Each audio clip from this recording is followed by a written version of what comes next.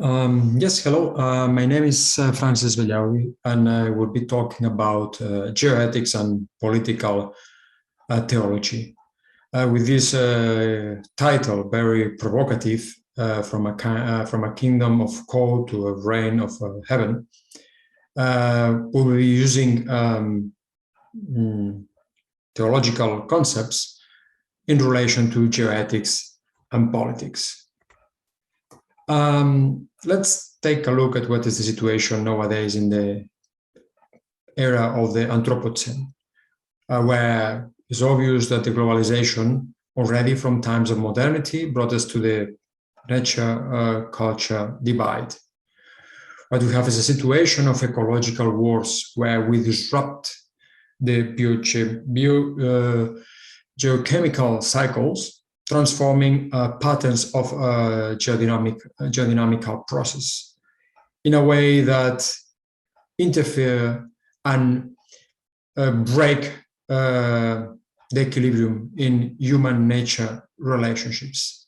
What is obvious, as Latour already mentioned, is injustice, inequality, and ecological limits are closely related. Climate change appears to be this inconvenient that makes clear this divide in between culture and nature, as most of the, let's say, ecological disruptions are or have the source at the political issues. McIntosh talks about what we could call the zeitgeist of the Anthropocene. Is this clearance that we are suffering a colonization by this divide in between nature and culture, which brought us in a frenzy on consumption, and he suggests finally to rebuild community. But the problem is really deeper than that. Is an emptiness of space. What we have is a worldview, a technopoly, that has at its core geoengineering as a technocratic artifact, is an unquestioned ideology, a paradigm of knowledge that acts as an iconic imagine of reality, a mathematization of space, meaning that if we take what the iconic imagine of reality is, geoengineering as a conceptual space transform or make us to perceive space as something empty, and that is how we experience this space. This is based on the theory of production of space of Lefebvre. The fact is to know what is reality. Dussel, a very well-known philosopher from Latin America, will say that what is reality is what gives sense. But McIntosh adds what makes sense is the spirituality that gives life. How we can better understand what reality is through geoethical dilemmas. As a geoprospective discernment pedagogy, a pedagogy that helps us to discern, creating or visualizing possible situations, future situations, based on values in a kind of dialogue process, meaning a dialogue that is built on the fact that nobody possesses or has the truth, but the truth is something that we share. So in a simple matrix, we can see how, depending on different value solutions, we can have scenarios of tragedy as we have right now. Climate change and global warming is a scenario of tragedy, would bring us to the border of abysm. But also we have a geoengineering, which is trying to, let's say, to clearance in the way that we perceive reality. But there is also another scenario that is more ecocentric, and we could say a scenario that is based on our identity values, what we are, what our spiritual life is settled down. This is very close to the concept of noosphere developed by Bernanke and Taylor de Jardin, where material, social, and spiritual dimensions come to a point that overcome the dichotomy of values in how we deal in our relation with the geosphere, utilitarian and intrinsic. Because noosphere has always developed at his core on the concept of sovereignty, so where community shares same values, so meaning identity. Musev, which was a Russian mathematician, was interpret this noosphere as the earth governance or the geo-governance.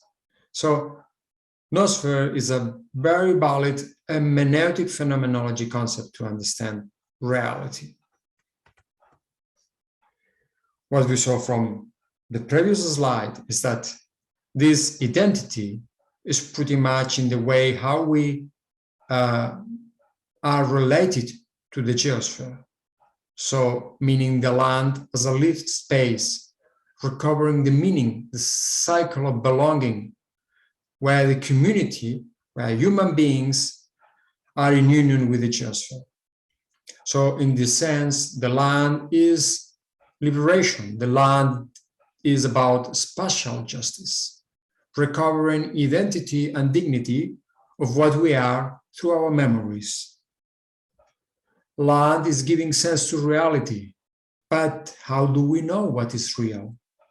Well, here Florensky says that the reality is by contemplation of the essence of existing things, the beauty, the aesthetics, not the true, by the reason, not the what is good or not, by the moral. It's just the beauty. In this sense, geosphere appears as geophony because it has intrinsic values. Point is here, when we consider the geophony has intrinsic values, is an agent, is an acting agent, is we see this as a new form of animism or organism, where the Gaia is a living thing. This is close to the concept of dark green religion developed by Taylor, or it's a God that is creating everything, creation ex nihilo, like St. Thomas suggests. But if there is a God, where is this God? We cannot see it. I mean, how we prove somehow that this is creation ex nihilo exists? Well, how to understand the suffering then? It means if there is a God, why does we have this suffering? Here, Dostoevsky gives some ideas that suffering can be only understood from a perfect love, caritas. We cannot really understand because it's so perfect that humans only can have access to this love by God's grace. It means that the whole earth is the face of God. What is the way then to this conversion, to move from the actual epistemologic geoengineering paradigm to the land? How do we know what is real? We could ask again. Levinas and Dussel, they suggest that we move from totality to infinity. The land is the place, or the geosphere is the place where we encounter the other, is the place of reconciliation. The land becomes the place of reconciliation with all creation, space of special justice, social and environmental, that considers distribution, recognition, representation, and capabilities. But justice is an ethical and political bounded concept. What does it mean then, politics? Well, Weber understood politics as a sovereign force to administer power.